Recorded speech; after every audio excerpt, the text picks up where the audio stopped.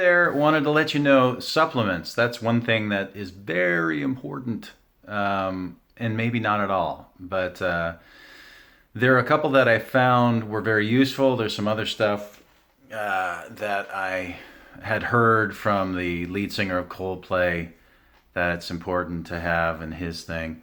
There's this ginkgo biloba and vinpocetine thing. That was actually, I found it at Costco, so I don't know if it's still available, but there's some study or two that say that the circulation of the brain and those two things are very useful. One thing that I do for my nerves, but then that is also a good idea, is B12. I actually get the Costco form because it's a lot cheaper, and it's methylcobalamin, not the cyanocobalamin you want to have. It's not. Come on, work. Methyl, and then just put in B12. The reason you want that, it's the more naturally occurring part. Not to mention that cyanocobalamin, cyanide, it doesn't sound very good, but who knows what that means. Another thing that I do because of the amount of sodium intake and for sodium potassium balance, potassium citrate, which I did mention before. You don't have to take any of these, but again, it's worth testing, right? To see if there's something that can help you. I think that the potassium and the B vitamins are particularly helpful. I actually take also at night occasionally when I just can't fall asleep, this type dissolvable melatonin.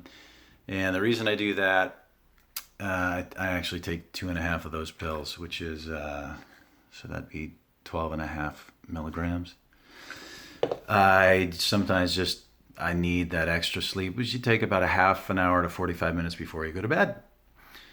Anyway, so that is some of the supplement stuff that I do take. I'm not sure that there's anything else I can think of.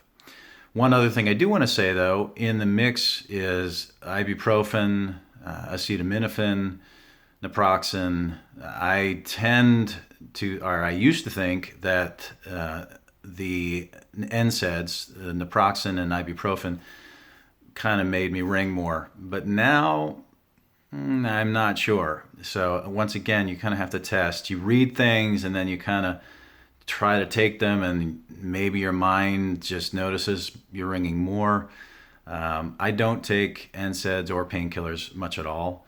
I did recently, though, when I wasn't feeling well, took an ibuprofen acetaminophen mix, which you can do, and the ringing wasn't any worse than before I took them. So just make sure that you test, and like any good scientist, which I'm not, but create your hypothesis, test it, and see if you have any evidence to support